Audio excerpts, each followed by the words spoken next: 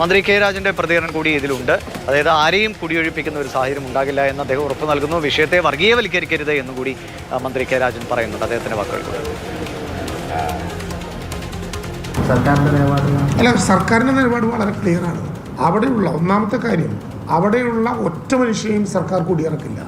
ഏത് വിധേനയും വരെ സംരക്ഷിക്കും. ഇതുൾപ്പെടെയുള്ള കാര്യങ്ങൾ ബഹുമാനപ്പെട്ട മുഖ്യമന്ത്രിയുടെ നേതൃത്വത്തിൽ വരുന്ന 22-ാം തീയതി ചേരാൻ പോകുന്ന യോഗത്തിൽ മുഖ്യ അജണ്ടയായിട്ട് എടുക്കും. ഒരു കാരണവശാലും ഈ പ്രശ്നത്തെ വർഗീയവൽക്കരിക്കാൻ വേണ്ടി ശ്രമിക്കരുത്. ഏതെങ്കിലും ഒരു മതത്തിൻ്റെയോ ജാതിയുടെയോ അല്ല പ്രശ്നം.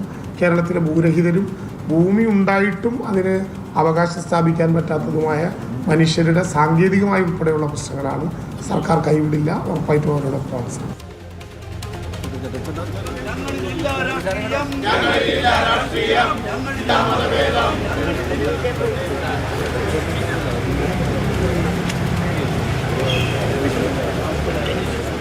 മുനമ്പത്തെ സമരഭൂമിയാണ് കാണുന്നത്. വളരെ ശക്തമായ രീതിയിൽ തന്നെ സമരവുമായി മുന്നോട്ട് പോകുമെന്ന് സമരക്കാർ അറിയിക്കുന്നു. തങ്ങൾക്ക് തങ്ങളുടെ മണ്ണിൽ നിന്ന്, തങ്ങളുടെ വീട്ടിൽ നിന്ന് കുടിയിറങ്ങേണ്ട സാഹചര്യം ഉണ്ടാകാതിരിക്കണം എന്ന് തന്നെ അവർ ശക്തിയുക്തം പറയുന്നുണ്ട്. അതിനുള്ള നടപടികൾ സർക്കാരിൻ്റെ ഭാഗത്തുനിന്ന് വേണമെന്നാണ് പറയുന്നത്. അതിനിടയിലാണ് സമസ്തയുടെ ഈ നിലപാട് കൂടി ചർച്ചയാകുന്നത്.